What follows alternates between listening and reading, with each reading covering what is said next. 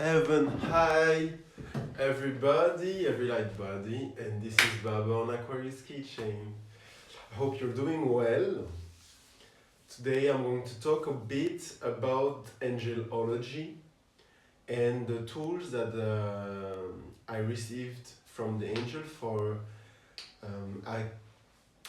helping in the ascension process. So you maybe know about gene keys, you maybe know about human design, you for sure know about astrology, and maybe also about numerology. So in the 90s there was a process of angelic charts that was channeled by a couple, and it took them 5 to 6 years to write a book of channeling of angels, which is this book. And I've been guided to this book to tune to the energy of each of the 72 angels and to continue in a way the work they started there in a very orchestrated way. So now I do make angelic charts, and you can contact me on the Instagram Aquarius Keychain, on the mail aquariuskeychain@gmail.com to receive your angelic chart and to get in contact. And as Esoteric Astrology deals with the astrology of the personality, of the experience that the soul chose to have, Esoteric Astrology deals with the astrology of the soul, which is the evolutionary process of the soul through your personality. Which means, your astrology changes as you awaken. For example, in the planetary ruler of the planet, they change. Here I have a little thing that I created. For example, Aries is ruled by Mars, as you can see. But when you start to go to the path of awakening, it starts to be ruled by Mercury. So this happens for all of the signs except certain, that there is a planetary energy that changes. Hence, we are in a 12 base universe, and there's 12 planets at the solar system, which we know only 9 of them. And I will count with you because this is very important. We have Mercury, Venus, the Earth, Mars, Jupiter, Saturn, Uranus, Neptune, and Pluto. This makes 9 planets because the Sun and the Moon are actually not planets. They are not planets. Sun is the number 13 and the Moon is not a planet. They do a portal conveying the energy of 2 hidden planets that are not revealed. And there's another planet that is very close to the Sun, that is an etheric planet, that is called, or that's yet to be discovered, who knows, Vulcan. The planet hidden by the Moon is yet a mystery from which it's not yet revealed. But the planet, hold. The planet that is veiled by the Sun is actually the sphere from which your solar angel, your higher self, the substance of your higher self, is energizing you on your whole path. There's constant energy coming out of there. Now, tomorrow will be in Angel 45. It's a number 945, and the vibration of that number is, that angel, that code is Sun and Sun.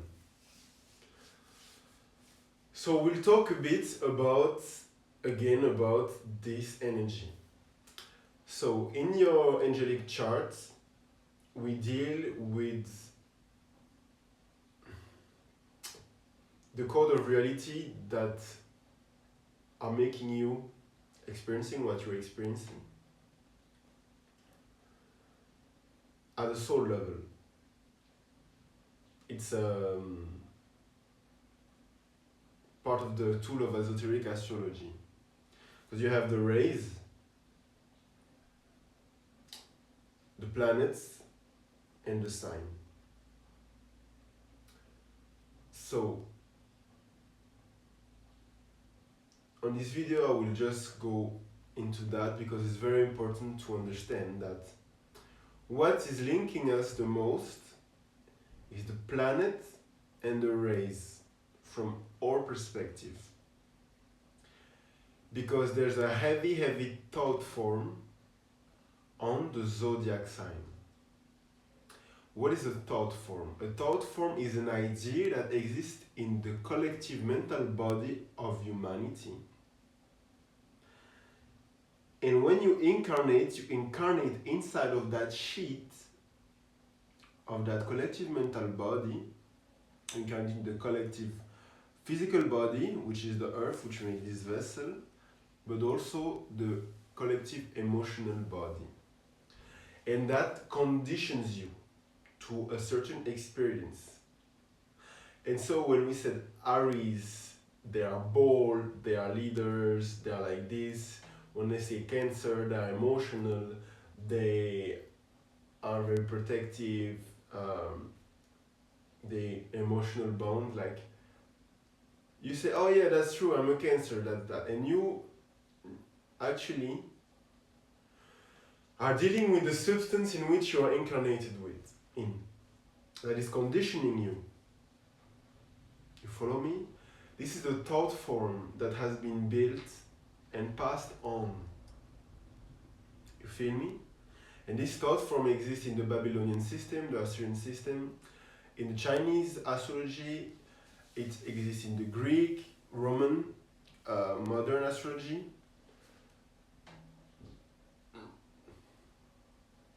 In Vedic astrology, there is a thought form in which you incarnate that exists because we have put those thoughts inside the collective body of humanity. Now, that means we are not responding directly to the true energy, true essence that is behind these archetypes. We are conditioned by the idea that creates the experience in the earth sphere, in the collective body of humanity, in which we are part of. We are not separate from it. So esoteric astrology and angelology and all the stuff that I'm receiving since 5 years now is actually dealing with the energy that is untouched by the thought form, but is also actually looking at the thought form in which we incarnate. So when you rise, I will take an example, I'll put this on the side. When you rise your frequency, you change the frequency, the energy goes up, the frequency change. For example, the 5-dimensional chakra, sacral chakra, is pink. The 3rd-dimensional sacral chakra is orange. For example, the frequency change. When the frequency change, the color change. Like the frequency of red, the frequency of violet, it's faster. So a lot of things change when the energy arises, and the perception, the dimensional experience. So when we arrive at the 5th dimensional level, we transcend the conditioning of the thought forms of humanity, which means that we are starting to react to other impulses. And that is changing the whole game, my dears. So I can look at a chart and be like, oh no, that person is in the ascended aspect of Taurus, that person is is not in the three-dimensional Taurus. That person has mastered the need that is in Taurus of senses, of food, of fixed earth, 3D senses, you know, comfort. That person has actually, I can see that person, the Taurus person is in the higher aspect of Taurus. That is actually affecting the shit, incarnating the matter. Like, you can see in your path what true cosmic inputs, true essence of the zodiac you are reacting to.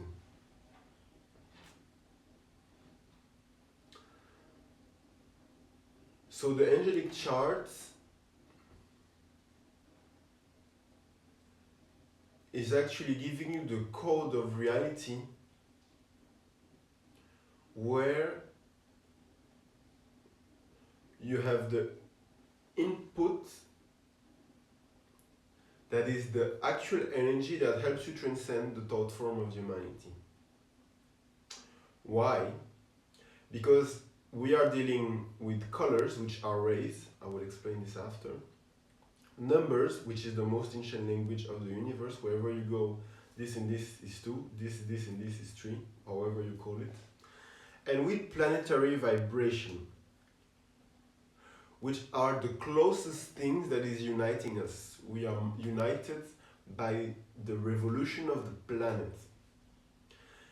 And for example, you have rays coming from Source, tuned down in Sirius, tuned down in the Pleiades, tuned down in the Great Bear constellation, and they arrive to us, and they are tuned down by our solar system through Neptune, through Venus, through Jupiter, through Uranus, etc. And then the frequency arrives to us. So they pass through different layers to be received. They are filtered because otherwise they'll be too powerful and we could not experience this reality. Exactly the same way that the oxygen and the dioxide of carbon are at a certain equilibrium on Earth, that our gravitational rotation is at a certain an orbital rotation at a certain pace, that the sun is at that distance, that those planets are at that distance, that everything is perfectly orchestrated for us to have that experience we need to have on Earth. On the higher scale, this is happening also through those inputs of energies. Things are relayed and tuned down. The great songs of this universe is tuned down by the seraphim, the cherubim, the different universal angels that are taking care of the stars, etc., the powers, and goes down, down, down, down to here. There's a whole, and I will quote the first thing that is written on the first page of my book that I written, that is a quote from Blavatsky. The whole cosmos is guided, controlled, animated by an almost endless series of hierarchies of sentient beings, each having a mission to perform, in which they vary infinitely in their respective degrees of consciousness and intelligence.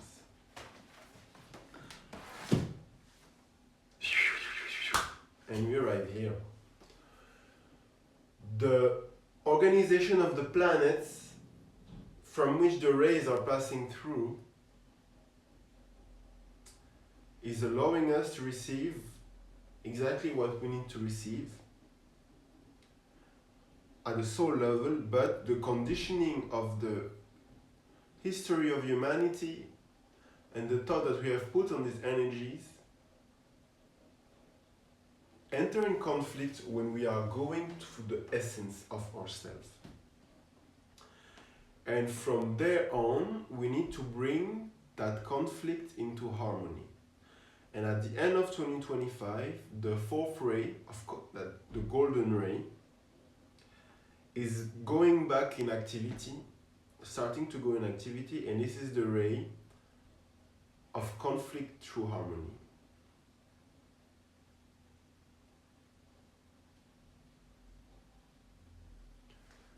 And that is why when this ray is about synthesizing harmony, you have 7 rays, 2 trinities, 1, 2, and 3rd ray, and then another trinity, the 7, the 6, and the 5th ray. And the 4th ray that is between the trinities is actually making the link. It's reflecting, it's a reflector from the 3rd ray to the 5th ray, from the 3rd ray to the 6th ray, from the 1st ray to the 7th ray. 4 is the bridge.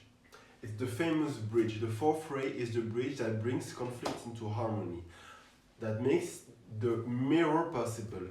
It's in the 4th ray that is so-called the Buddhic plane. We have like physical plane, astral plane, mental plane, 7th ray, 6th ray, 5th ray.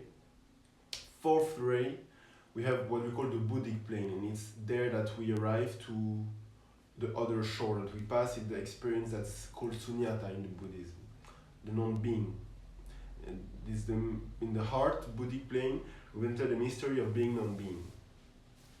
So, rays are being conveyed, and the one which we revolve is the rays from Sirius, that is from there that we evolve our cosmic Christ evolution. Down to the planet, down to here. So there's a science of the rays, there's a science of number, which makes you understand what is a triangle, what is a pentad, what is a 8-face organization. And then we have the rays, the planets and the zodiac. And this is very important notions, because modern astrology deals with the illusion of the transient personality. And when we go in the path of awakening, we are ascending those aspects. And that's why we have sometimes deep revelations about different archetypes. And we are linking them back to the cosmic history. These were fixed stars and star seeds and contact to aka extraterrestrial but our cosmic family. Because we are starting to respond to much to unconditioned at a certain level, because there are conditioned also. Otherwise we would just like take the full light of source in the face, and we would not even be able to experience time in linearity. Like everything is reborn and destroyed 1 billion times by second, in each second, like, so it's not possible to live what we live, you know, like it would be absolute divine ordering chaos. But the seraphims are doing the work for this energy to be toned down and arrived here, in a way that we can experience something tangible. So if you're curious about your angelic chart and you want a consultation, feel free to DM. It's important to know that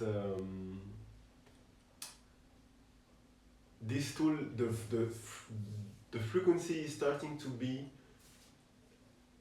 it's not even the frequency, there's a sufficient organization for this tool to start to go back in the world again, and I'm a channel that is being trained for that to happen, and I'm sure there's others, and I truly hope like that you will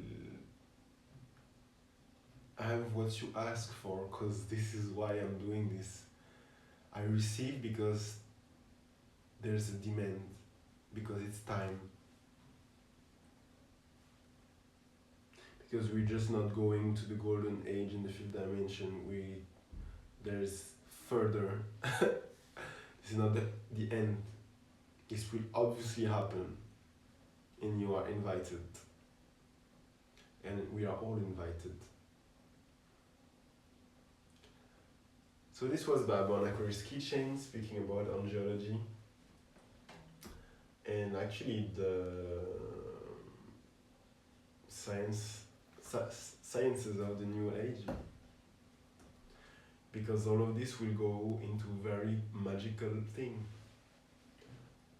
We are dealing not with the fixed aspect of astrology, with the angels, but the active part. The being is actually bringing the light over here, of the sun, of Jupiter, of the rays, with the codes and the symbol, and we're actually starting to be a cooperative co-creator with it.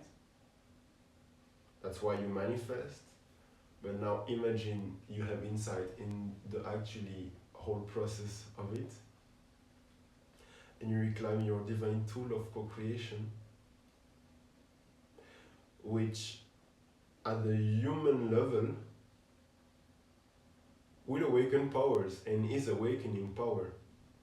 And some power are already awakened, some DNA is already activated for those powers to be awakened. And it's not about the power, it's just about the service for the highest good. But there's still a collective thought form, again, that is conditioning us, that makes us program or think that it's not possible, that things are not possible. And they are. So do the work. Uncondition yourself into unconditional love. Understand that there is no you, and that's why you bend you, to bend the spoon. Without the strength of the will, but with the wisdom, you bend the spoon because you know that there is no spoon to be bent. Take good care, lovelies. Ciao.